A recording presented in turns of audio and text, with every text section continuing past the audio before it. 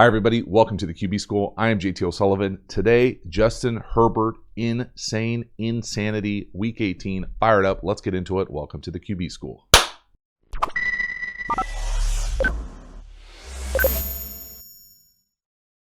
All right, some Justin Herbert Insanity. My goodness, Week 18, a little 7 up to get us started. Up top, we're going to get the post with the sail corner up. Ends up just being a nice little layered route, beautiful throw, massive play, big plays all over the place in this game. My goodness, love this design. Again, taking advantage, little play fake, comes back, he's lined up, and the ability to just drop that thing in there. And again, wide open down the field. How you get there, really well-designed, constructive play here to take a vertical shot. So for me here, 7 up just means that 7 is a corner. So there's a normal corner, and then you hit it with an up, like old school down, out, and up at the park. So come up, fake the corner, hit that thing going up. Now when it's paired with a post on the outside, it really operates as like a clear. Now maybe you hit it in a perfect look, quarter, zero, whatever, but at the end of the day, this thing looks like that post going through there here first, and then the 7 coming right behind it. So you're on the same track, and it's just kind of a layered down the field throw. Now sounds easy, but to be able to throw that ball and protect well enough to be able to drop it in there, something different. So watch that scheme up top. First the post, so you can see him lean on the outside, he's going to the post, and then that 7 up from the number 2, lean to the 7 and up. You can see what it does to that outside flat defender. He thinks, oh, I'm getting the 7 or the corner, left falls it off, and you can see that little layered vertical down the field. Again, great job by Herbert being able to drive that ball up there. Sometimes when guys are this wide open, the throw's even a little harder. But again, lined up at the back, gets it out on time, rhythm, really well constructed, great offensive architecture, take a shot down the field. This next one, 3rd and 5, interception, 4th quarter, early on. Really just, this is one of those ones where Herbert, a normal human, I would say don't even try this type of throw, but Herbert's proven that he can make these types of plays. Now, you can't make these types of plays when it looks like your arm and your hip are getting hit, but he doesn't necessarily know that. So of the guys who can stretch the field vertically, 60 plus yards at a platform, I don't think you can have a problem with these types of throws from him. This is just he's outside the pocket, he sees it, got a hand on a hip right there, on his right hip. Looks like his arm gets hit, can't get through the throw either. Comes up well short. To me, this isn't a miss.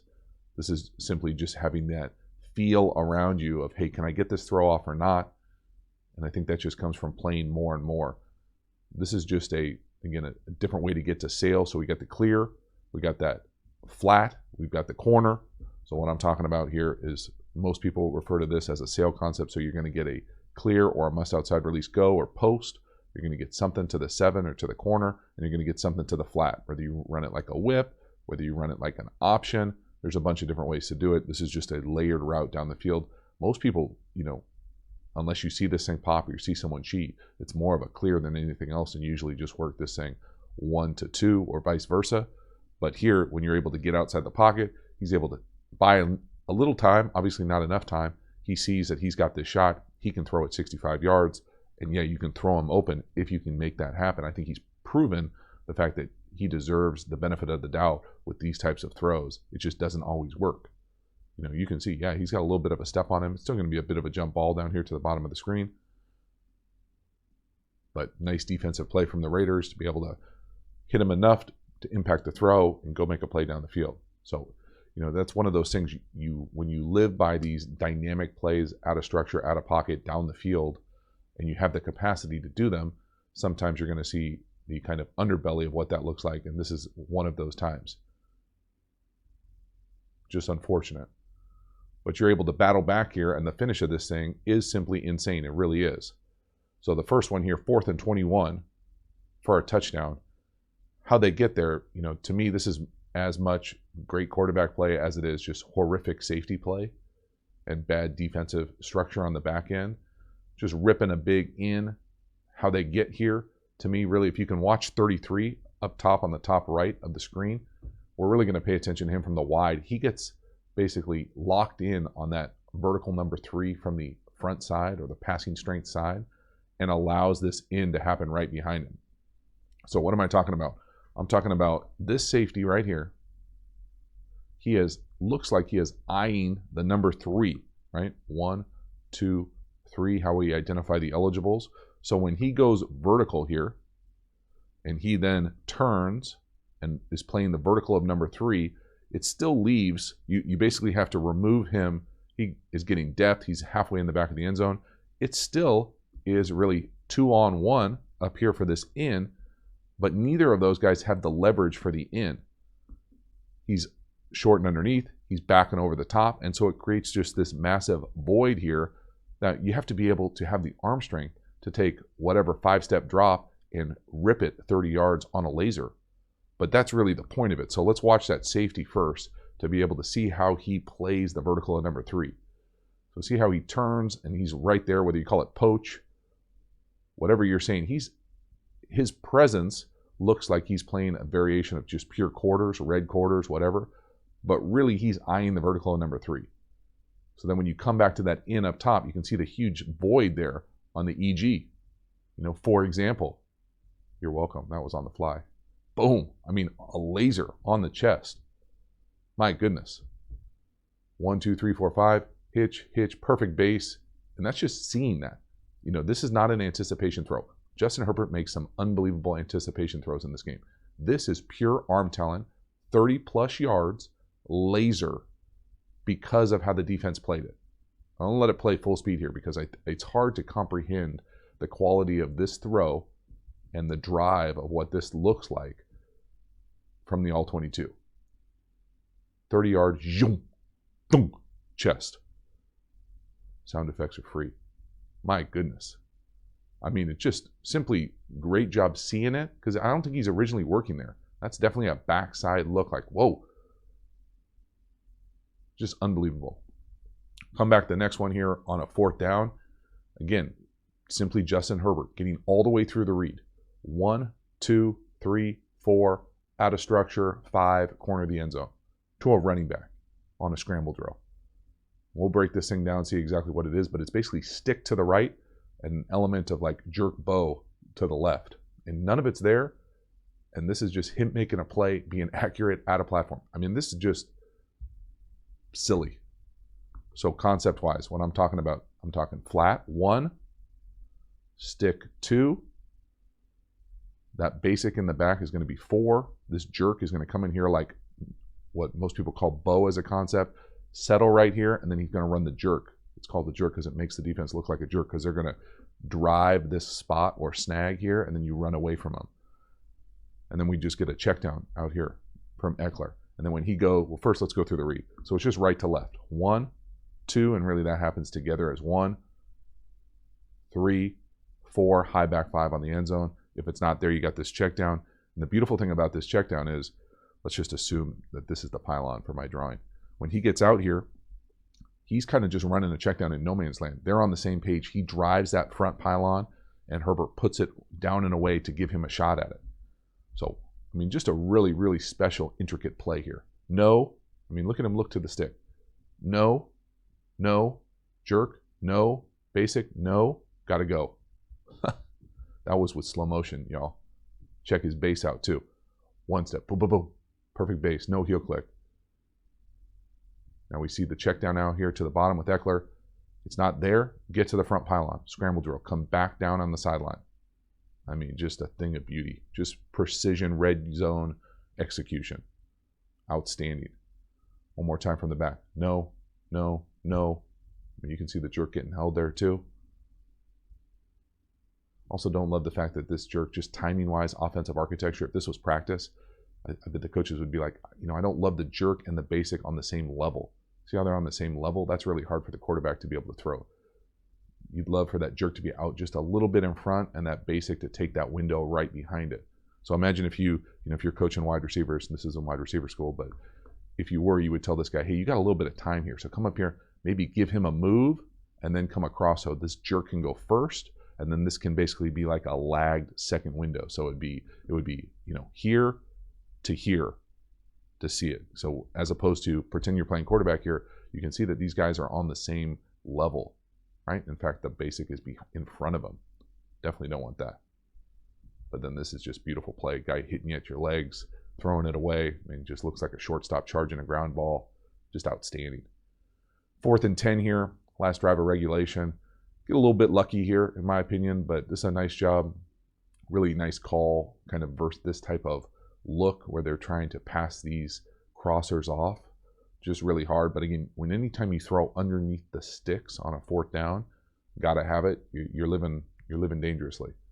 Really fortunate here to be able to split that thing. Nice job by Allen getting vertical after he catches it. But what's going on here concept-wise is that we've got multiple crossers. Halftime, you dig the channel and you haven't already, please subscribe, hit the bell, get the notifications. It lets you know when we go live, when we put out new content. I appreciate the support for the channel. We also have a bunch of free things through the channel. We've got a quarterback school tool, learn how to beat every single coverage, have a Pass Pro Quiz. Those links are in the description.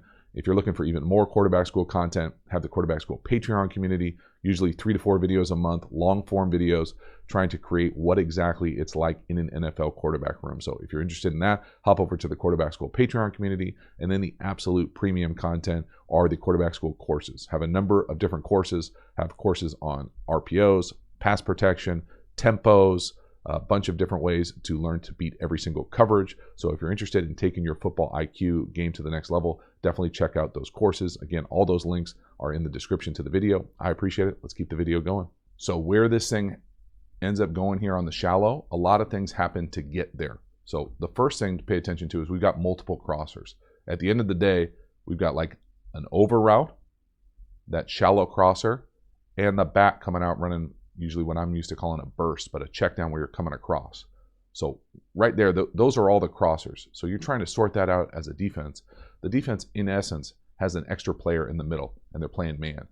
So when they get these crossers, they're trying to basically sort out, let's just assume that it's these 4, okay? Because I think the point guy goes up and out. Down here, we get a little out. So at the end of the day, you've got those 4 guys. They need to sort it out when they drive. So say let's uncover this again. So right here, and I want to say right here, these guys have this over. So there, once he takes over the over, you would love this player to now become that middle hole player, rat player, thief, however you want to say it. And if that's the case, technically, he should be in front of this shallow. But he's not. He gets just a tick of depth, and he's not leveraged on this shallow, and then that shallow has him coming across. So just watch how you would, in a perfect world, try to sort these things out defensively. It's just hard. So you see that crosser with the safety coming down from that near, 28 hash? He's going to take that over. The guy who's got him technically there usually falls off and tries to leverage that shallow. But you can see him getting depth, almost like they're locked on him. And then that allows the shallow to get a couple steps, really 2 or 3 steps on that coverage coming across, and that's enough. But certainly living dangerously, throwing underneath the sticks there on a 4th and gotta have it. But nice design there with that over, shallow, multiple routes running out, and then Eckler probably gets the first down too there if you get to the check down. Again, just subtle pocket movement, just a thing of beauty all game. You know, he's getting hit hard at this point in this game. Up, over, get the ball out. Good enough throw to get your guy to catch it and get vertical. Next, 4th and 10. You know, again, these are at this point, you know, becoming a little ridiculous and insane to say the least. Great anticipation throw here on this. Whether this is a curl or a 7 stop, I can't tell you. I get a little confused by what the receiver's doing at the top of the drop just because he turns left. Rarely do you see guys turn left on curls other than on corner stops or 7 stops. So this idea being, you know, up, leaning him, and then he turns left to catch it. And the reason I say he might have gone the wrong way is up here we come up and turn in, as opposed to the last play of the game where they're both definitely running 7 stops, or last play of regulation, I should say. So right down here, just at the bottom of the screen, you know, again, check the anticipation out. Herbert's got those big horizontal L's, vertical L right there. You can see with his arms when they point up, boom. I mean, that's great anticipation. Just simply amazing anticipation. And that is a laser. That's like catching a spear in your chest. Love to see it. And there's just massive execution on 4th and gotta have it. Again, is he perfectly lined up to the left? No, but he gets there eventually. All his cleats in the ground, ripping it. And that's just an absolute seed. Dunk. I mean, literally perfect. Make fun of my son for saying literally, but that is literally perfect. Next one here. This is probably my favorite throw of the end of regulation here. This is that to get him close. This is a 7 or circus up top. Just simply capital A anticipation. This is a big throw from the far hash. Even with tight hashes, this is a big throw. 5-step, 1, 2, 3, 4, 5. In time, in rhythm, let it rip. I don't know how you let that thing get completed like that in that situation, but watch the anticipation. So first the route.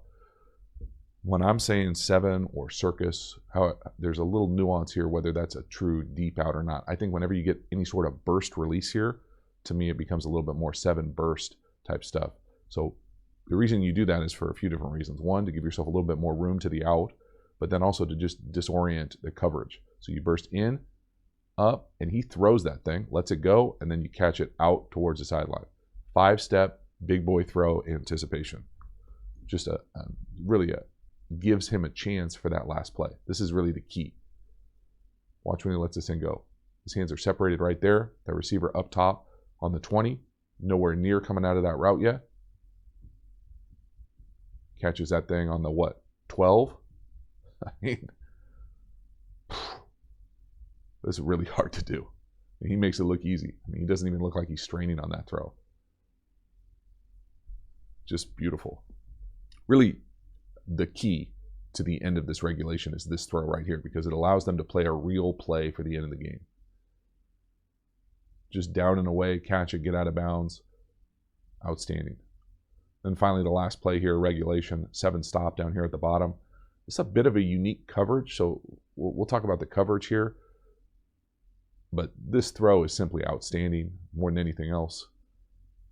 I'm not near as locked into situational football in the league as I was maybe when I was playing, but this is a pretty unique coverage for me, and maybe it's been around for a long time, I just haven't noticed it. But this is basically 3 deep, man under. So to me, he's playing like true safety responsibility. This is like thirds, but in the end zone. And then we're locked in here. It's man-to-man everywhere else. Up on the point, in and out here. So it's a pretty unique structure to have to go against. So, and I'll be able to show kind of vice versa here because we run mirrored routes. 7-stop to me is just a corner, and then you set it down usually on the top of the numbers. So there's no numbers in the end zone, so it's usually going to be right around there. So you come up, you run a corner, like a corner route, and then you settle, you turn, and you turn to your outside in. So same thing up top. Up, sell the corner, turn around. And just the different technique here for what this coverage is doing. First of all, this guy's guarding literally no one. I challenged him to be exactly where he's supposed to be defensively here. But when he comes up here, he kind of gets over the top defensively, and it allows this kind of, lane to be able to get this thing in. As opposed to up top, the coverage on the 7-stop stays with him and tries to undercut it, which is what I think you'd want to do in this type of situation, almost like a 2-man technique for those defensive coverage guys. So I think that there's a handful of issues here with the man-to-man element of it, with the quote-unquote deep player help here, just way too much space, but doesn't take anything away from the throw, the anticipation, the accuracy. But let's watch the route down here at the bottom first. So there's a 7, stop. Now let's watch up top with the 7-stop. Top, 7, and you can see how much tighter the coverage is. He's right on his hip. He's trying to undercut that 7-stop up top. As opposed to down here, there's a lot of space, and you got that lane, and then look when the ball is thrown, the anticipation. Look, he's separated right there. Wide receiver's not in the end zone yet. You throw that thing away from the 2 near defenders, and it's just an absolute strike. It's low and away, it's a strike. Throw him out at second base. Just beautiful. But you can see the juxtaposition of the same route to the other side, which how I think you'd want to play it a little bit more, where he's undercutting that thing at the top. But my goodness, to finish a regular season game, the regular season like this, and put them into overtime with that play, with this throw, Again, subtle pocket movement. I mean, obviously dealing with a serious edge issue to the right. Subtle move, get it out on time, anticipate. My God, insane. And then finally, the last one here, 4th and 10, overtime, really to give them a shot here to kick a field goal to tie it. Double in, or really an in with a holding penalty on the inside guy. Just a beautiful throw again. Again, another example of capital A anticipation, really putting on a clinic here, throwing the ball in the 4th quarter. When we slow this thing down, the quote-unquote point guy, or the number 2 eligible here, really gets held and muddies the pitcher up, and this thing's coming out with great anticipation. Again, a perfect strike, the accuracy element of it. But when we're able to come up here and let this thing rip early, because I'll pause it exactly when he lets it go, big in. Right here, I'm assuming this is going to be a post or a clear here, and he just gets jacked up. So he's getting held, hit downfield right here. So this pitcher is muddy. And if it wasn't there, I think it's Eckler coming out here running that kind of like angle out. So it's this in to that little back coming in and out. But when the clear gets muddied, so he gets through here and it's like everything is condensed, this window is tight. And this is a sensational throw with capital anticipation. Let it play through here just so you see the full concept at the bottom of the screen. You can see how that number 2 gets, that's more than 5 yards down the field. He's getting hit. And then watch this anticipation here of this throw. I'll stop it at the top. 1, 2, 3, 4, 5. Perfect base. He's already in his vertical L's there, separated. And the wide receiver is what? At the 36. And that hits him in the chest on the 42. Y'all, that is not easy to do. Just a sensational throw more than anything else. Just simply perfect. And that's what happens. Give your guys a chance to run after the catch. But the ability to consistently make these types of throws, these drive throws with anticipation down the field, as good as anything you'll see. Really fun to watch. Obviously didn't go their way, but my goodness, what a performance. So that is a wrap. Simply insane from Justin Herbert. The 4th downs, the touchdowns, the anticipation, the playmaking ability, the consistency driving the ball down the field. Really fun to watch. And hopefully you enjoyed it. I certainly appreciated the performance, getting a chance to go back, revisit it with the All-22. Lots of fun to be able to see those types of throws in that magnitude of a game. So let me know what you thought of the video. I appreciate it. I will see you next time. Have a good one.